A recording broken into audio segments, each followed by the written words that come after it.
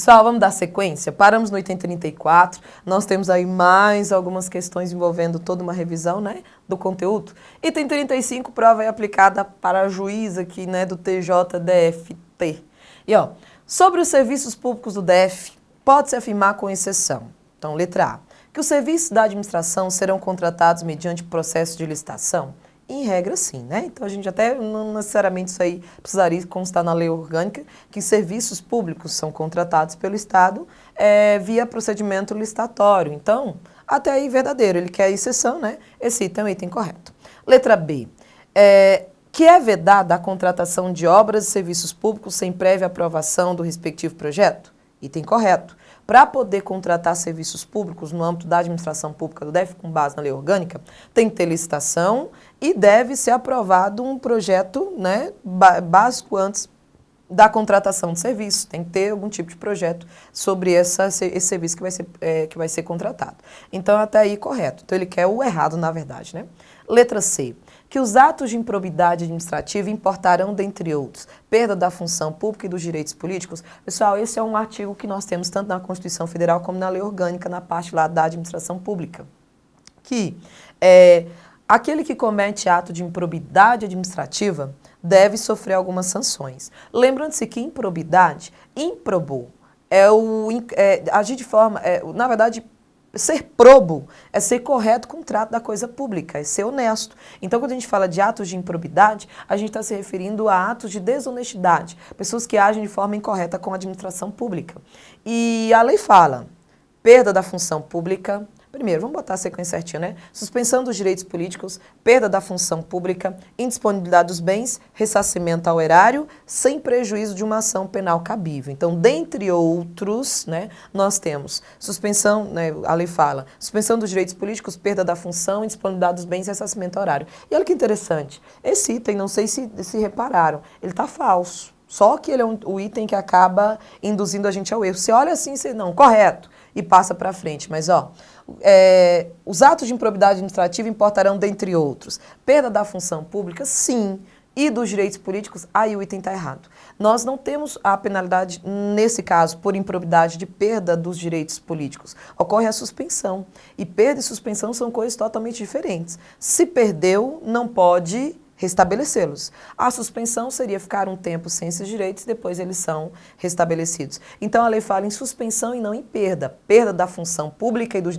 direitos políticos não. Perda da função pública e a suspensão dos direitos políticos. Portanto, esse item está falso. É a letra C, é o item correto. Incorreto. D, que a lei disporá sobre participação popular na fiscalização da prestação dos serviços públicos. Sim, na hora de executar os serviços, primeiro tem que ter licitação, tem que ter aprovação de um projeto básico, né, um projeto prévio. A possibilidade, com base em lei, da fiscalização da população na prestação desse serviço. Então, A, B e D são itens corretos. A letra C é justamente o item errado. Portanto, item 35, letra C, é a exceção. Questão 36, DF-Trans. Acerca da lei orgânica do DF, julgue o item seguinte. Os projetos de obras que comprometam mais de 1% do orçamento do DF devem ser obrigatoriamente apreciados em audiência pública. Ainda falando ali de serviços públicos, administração pública. Sim, o item está correto. Quando se trata de um serviço, de uma obra, enfim, que comprometam mais de 1% do orçamento do Distrito Federal, deve ser realizada uma audiência pública. O que é audiência pública? É como se fosse literalmente, uma convocação da população em geral, para que eles tomem conhecimento de que obra é essa que vai comprometer mais de 1% do nosso orçamento, que é muita coisa, né? Bastante coisa.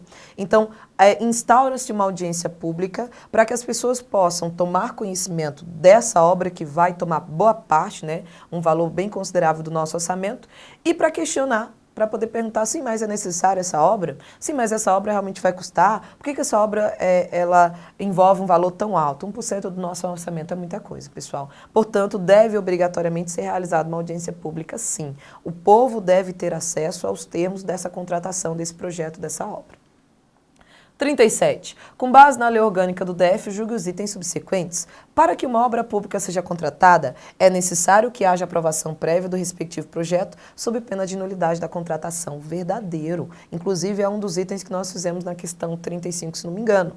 Tem que ter um projeto. Se não tiver projeto, essa contratação é nula. Lembrando-se que a contratação deve se dar mediante processo licitatório, lembrando-se que, vamos voltar na 36, se é obra que comprometa mais de 1% do nosso orçamento, tem que ter audiência pública. Daí, o interessante de fazer exercício é que você começa literalmente a montar os pontos, primeiro que daquilo que é cobrado em prova, segundo de alguns assuntos e começa a memorizar. Comentamos do serviço, tem que ter licitação, comentamos que tem que ter projeto prévio antes, comentamos que se comprometer mais de 1% do orçamento tem que ter audiência pública, enfim, a gente já começa montando aí, né, uma gama de conhecimentos.